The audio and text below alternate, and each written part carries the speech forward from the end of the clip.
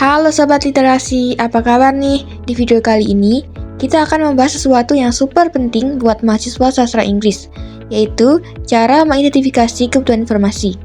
Dalam video ini, kita akan belajar bagaimana cara mengidentifikasi kebutuhan informasi. FYI, video ini terdiri dari 4 bagian, jadi pastikan jangan skip videonya ya. Sebelum itu, kalian harus tahu apa itu identifikasi informasi. Identifikasi informasi adalah tahapan pertama atau langkah awal dalam literasi informasi. Artinya, keterampilan mengidentifikasi kebutuhan informasi akan sangat menentukan dalam proses pencarian informasi yang diperlukan.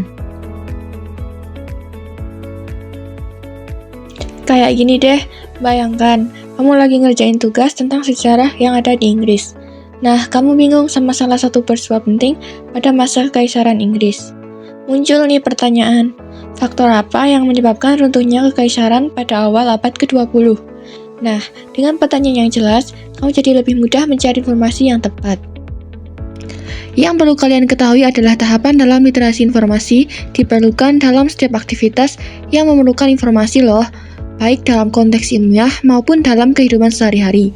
Dalam konteks ilmiah, seperti penulisan ilmiah, identifikasi informasi sangat tergantung pada rumusan masalah atau topik yang akan dibahas. Apa saja sih tahapan dalam identifikasi informasi? Yang pertama, menentukan topik dan rumusan masalah.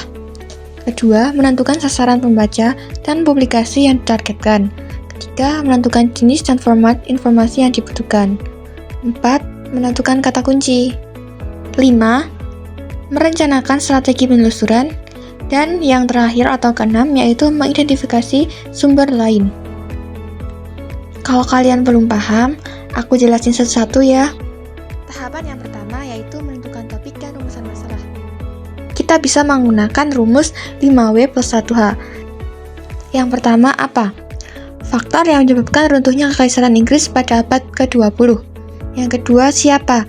Pihak-pihak yang terlibat dalam runtuhnya Kekaisaran Inggris. Yang ketiga, kapan? Kapan periode waktu runtuhnya Kekaisaran Inggris? Yang keempat, di mana?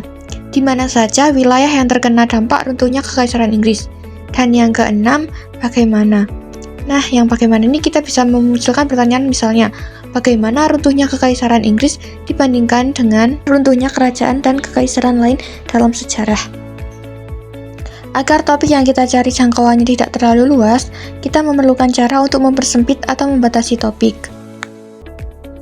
Yang pertama, yaitu menurut tempat. Yang kedua, menurut waktu, periode atau zaman. Yang ketiga, menurut hubungan sebab akibat. Yang keempat, menurut pembagian bidang kehidupan manusia. Yang kelima, menurut aspek khusus umum atau individual kolektif. Yang keenam, menurut objek material dan objek formal. Yang ketujuh, topik yang sudah mengkhusus itu dapat diangkat menjadi judul karangan. Tahap yang kedua yaitu menentukan sasaran pembaca dan publikasi yang ditargetkan. Ada 4 nih jenis publikasi, yaitu artikel ilmiah populer, artikel ilmiah, jurnal ilmiah, dan ilmiah populer. Tahap yang ketiga yaitu menentukan jenis dan format informasi yang dibutuhkan. Ada 3 nih jenis sumber informasi. Yang pertama, sumber informasi primer, merupakan sumber informasi asli dan belum mengalami revisi.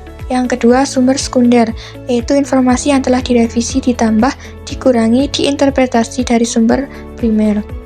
Yang ketiga yaitu sumber informasi tersier, yang memuat informasi berupa saringan, rangkuman, atau kumpulan dari sumber primer dan sekunder. Tahapan yang keempat yaitu menentukan keyword atau kata kunci. Dalam pengindeksan artikel, kita perlu menentukan kata kunci. Nah, gimana sih cara agar kita dapat menemukan kata kunci? Kita bisa mengambil kata kunci dari tesaurus bidang ilmu yang ingin kita cari. Tahapan yang kelima yaitu merencanakan strategi penelusuran. Untuk merencanakannya, kita bisa menggunakan boolean operator and, or, atau not.